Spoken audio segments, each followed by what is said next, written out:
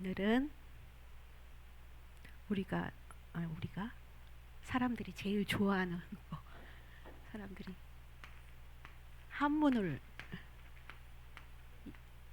한문으로 이렇게 쓰면 복이죠, 복. 사람들이 복 받기를 원하잖아요, 그렇죠? 그리고 우리에게 주신 하나님의 복음, 음은 이렇게 쓰죠. 잊어버렸다. 날일? 네, 아니에요. 복음. 한문을 잘 안 쓰니까 요렇게다가 날일이죠. 복음. 복음은 기쁜 복음. 이렇게 찾아봤더니 기쁜 소식이라고 나와 있더라고요. 그리고 기쁜 소식으로만 나온 게 아니고 인간이 예수님으로 인하여 구원받은 그 뜻이라고 사전에 나와 있더라고요. 그래서 그러니까 사람들은 근데 이 복음을 모르고 불신자들도 다 복받기를 원하잖아요. 그래가지고 중국집에 가면 복이라는 글씨가 엄청 많죠. 엄청. 그래서 복음, 기쁜 소식, 복음에 대해서 오늘은 복음, 기쁜 소식, 예수님에 의한 인간의 구원의 길이라는 뜻이래요. 복음이. 그래서 그리고 복음이고 24 오늘 요즘에 계속 24를 말씀하시잖아요. 24 어디다 갈까요? 여기다 24 할까요? 24는 요거잖아요. 그렇죠?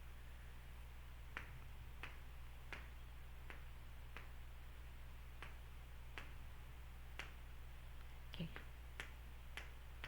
하루가 24시간이잖아요. 하루 24시간을 누구에게나 똑같이 주어진 시간이에요. 그렇죠? 불신자에게도 24시간 있고 하나님 자녀에게도 24시간이 있는데 이 24시간을 어디에 집중하느냐에 따라서 하루가 달라지고 인생이 하루하루 어디에 집중하고 사느냐에 따라서 인생이 달라지잖아요. 사기꾼은 어디에 집중해요? 도둑은 어디에 집중해요? 경찰은 어디에 집중해요? 그래요. 그렇죠. 근데 우리 하나님 자녀는 아침 시간, 밤 시간에 무엇을 하고 어디에 집중하느냐에 따라서 낮에 사람을 살릴 수 있고 내가 아는 업이 살아나며 현장을 살릴 수 있다고 계속 말씀하고 계십니다. 그래서 우리는 1. 그리스도, 3. 하나님 나라, 8. 오직 성령. 사도행전 1장 1절에서 8절에 나와 있는 언약 가지고 7 망대 여정 이정표를 하고 있을 때 힘을 얻은 거 가지고 어디까지 연결되냐면 237 5천 치유 서밋의 축복을 가진 사람으로 우리를 인도하고 계십니다. 그래서 아침에, 밤에, 낮에 이 축복 가지고 기쁜 소식을 가진 사람으로, 기쁜 소식을 전하는 사람으로 우리를 택하셨습니다. 그래서 하나님이 수요 예배 때 그러셨잖아요. 말씀하셨잖아요. 칭의, 우리에게 하나님 자녀로 기쁜 소식 전하는 자로 부르셔서 인치시고 성화 되어지는 단계 속에 있다고.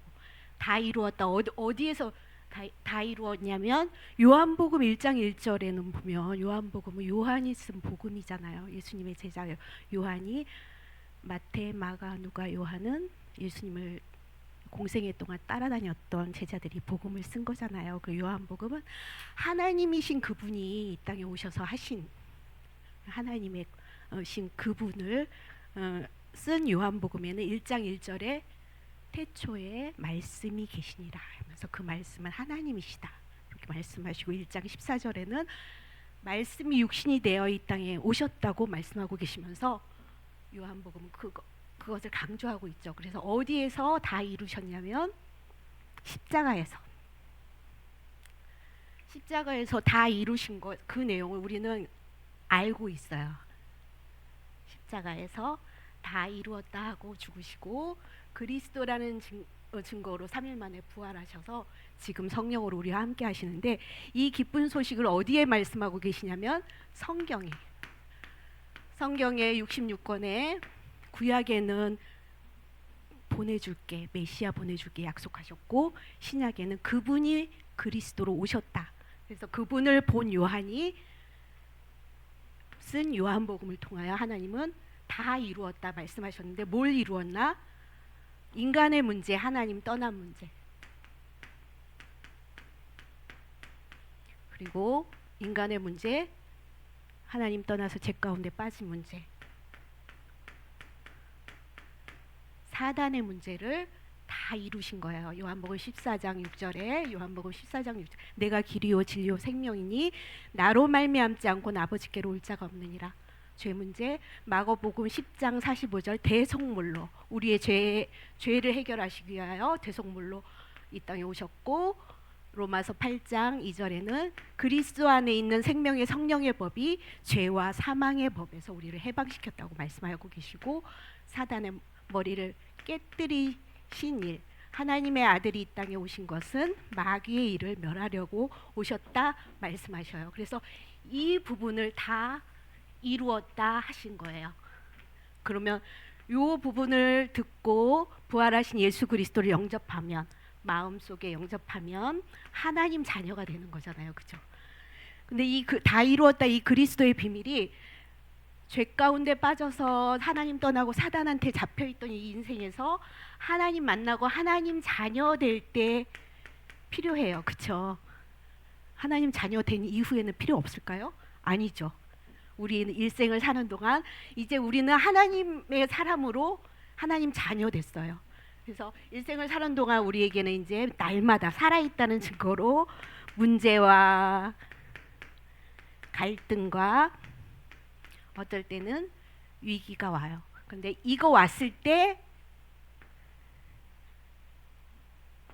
붙잡는 거, 복음 붙잡고 복음을 발견하고 복음을 누리고 전하는 사람으로. 그래서 금요일 날은 치유하는 시간, 우리가 잘못된 시각과 잘못된 생각과 잘못된 기준들이 치유되어지는 시간, 토요일은 렘넌트들에게 언약이 전달되어지는 시간으로 말씀 주셨는데, 이번 주 토요일은 흑암 경제를 이긴 산업인에게 말씀 주셨어요. 누구처럼? 노아처럼. 노아처럼 방주를 짓는 귀한 축복을, 흑암 경제를 이기고 빛의 경제로 회복하는 말씀 주시고, 렘넌트에게는 흑암 문화를 빛의 문화로 바꿀 수 있는 힘, 어디에 이 힘이 있어요? 여기에서 이 힘을 기르고, 그리고 핵심에서는 말세의 때 적그리스도가 출현해서 영적 혼란을 주는데, 오직 복음으로 우리 렘넌트들에게 12월 학원 복음만 말씀 주셨고, 흩어진 제자들의 말씀은 흑암 문화를 이긴 흩어진 자들 해갖고 로마서 16장에 사탄이 너희 발 앞에 무릎 꿇는 그 말씀을 주시면서 우리 렘넌트들에게 무장할 수 있는 말씀을 딱 주셔서, 우리 주위에 일어나는 문제와 갈등과 위기 가지고 복음 붙잡고 흑암 문화와 경제와 우리 흑암 문화와 경제, 이건 뭐예요?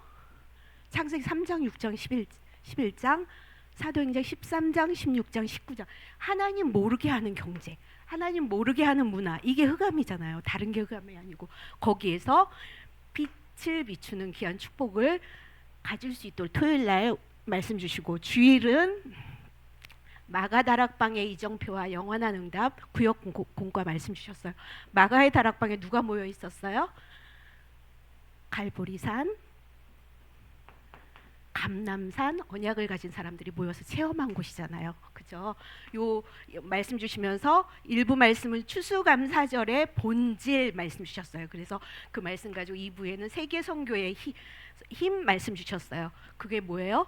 요 비밀, 유월절, 오순절, 수장절에 비밀 가진 사람들이 추수감사주의를 보낸 거예요. 그죠? 그 본문 말씀에 사도행전 1장 1절에서 8절 말씀 가지고 우리에게 말씀 주시면서 2부 말씀 빌립보서 3장 8절에서 21절이잖아요.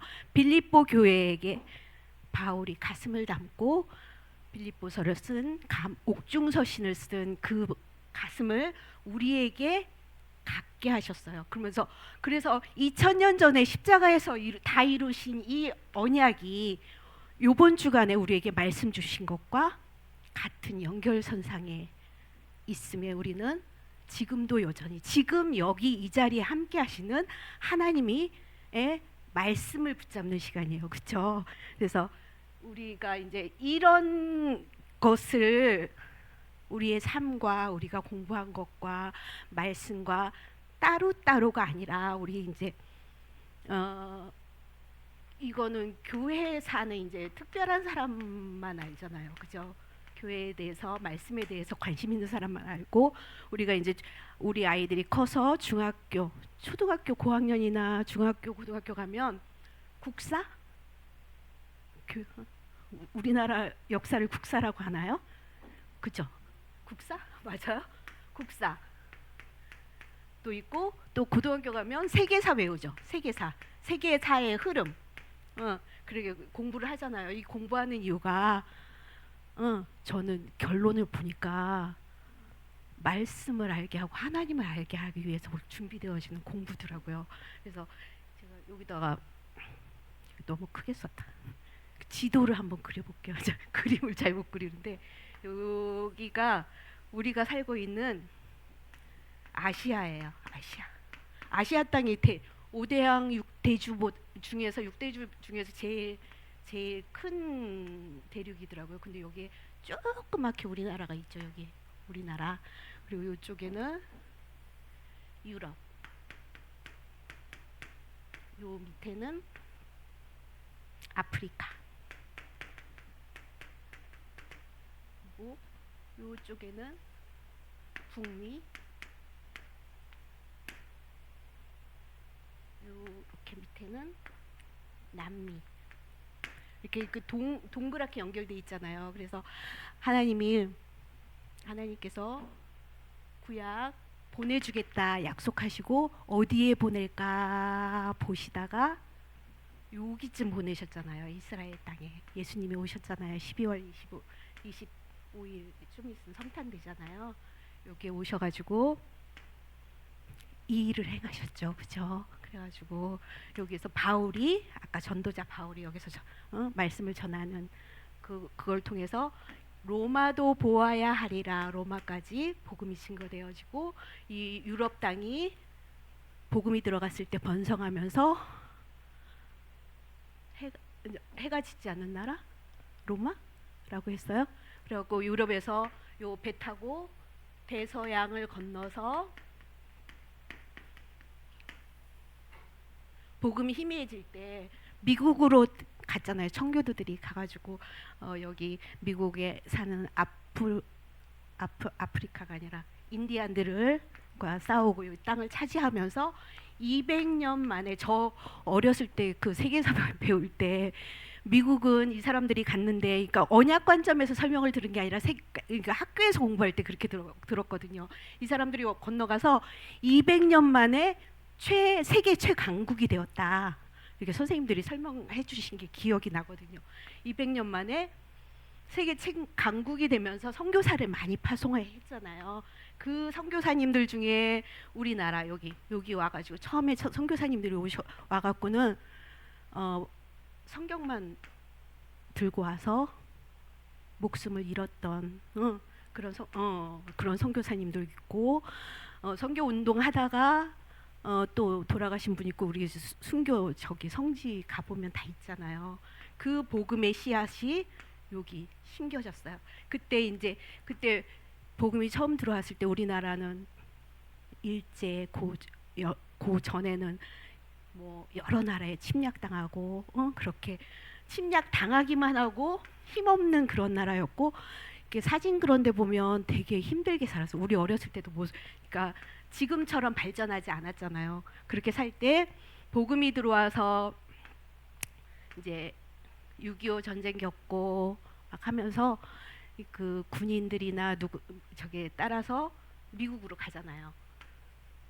가서 공부하고 그 사람들이 와서 우리나라 영향을 끼쳤던 정치, 경제, 사회, 문화에 우리가 이제 이름만 대도 알 수 있는 정도로 그분들의 업적과 여러 가지 일을 통해서 우리나라가 복음이 들어온 지 100여 년 만에 지금은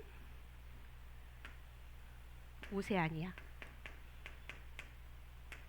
지금 말씀 따라서 하면 페루를 통해서 남미, 북미와 남미는 또 다르잖아요. 그죠? 복음이 들어가고 천주교가 들어갔던 그 결과로 발전하고 지금도 힘들고 사는 남미 쪽에 페루를 통해서 남미 쪽에 여기 방글라데시예요?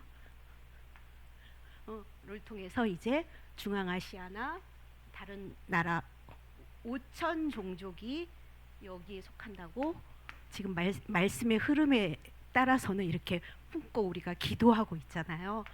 그래서 이런 흐름을 볼 때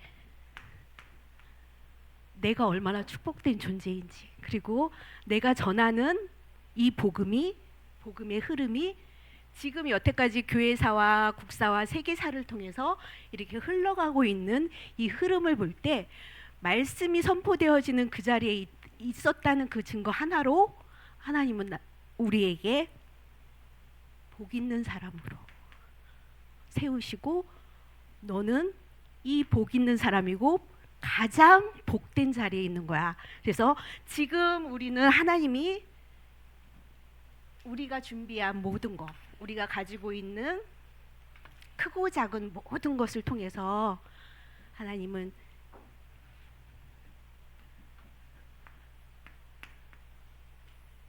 나를 통해서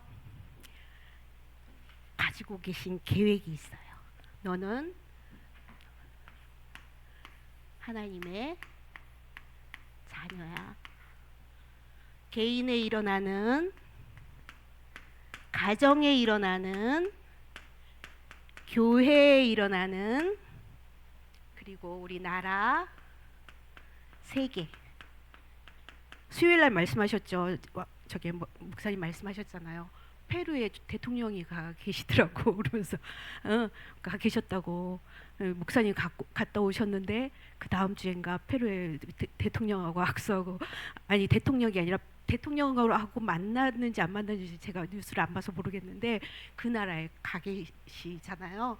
그러니까 일어나는 모든 일 가지고 그냥 일어나는 일이 없고 헛된 일이 없음을 하나님은 우리에게 말씀하고 계십니다. 그래서 일어나는 모든 일, 지금 여기 하나님이 나와 함께 하십니다. 그리고 우리에게 일어나는 모든 일은 하나님이 허락하셨고 영원한 언약 속에 있음을 확인하게 하시는 그 사건이고 기회라는 게, 제가 이제 이거는 그냥 개인적인 일인데, 그러니까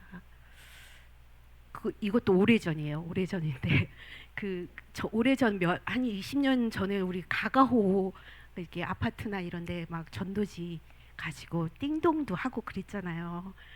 근데 일산 쪽에 신문의 날 사건이 있었어요. 저희 집도 신문에 2번 났거든요. 사회면에 한 번은 폭발해서 났고 한 번은 불나서 났고 사회면에 신문에 났는데, 그러니까 그건 이제 제 얘기고, 일산 지역에 여기 아파트 생길 때 처음에 이제 생기고 이제 얼마 안 돼서 교회 사건으로 신문에 났어요. 그러니까 좀 안 좋은 사건으로 신문에 났는데, 제가 이제 우리 교회 식구들이랑 막 이제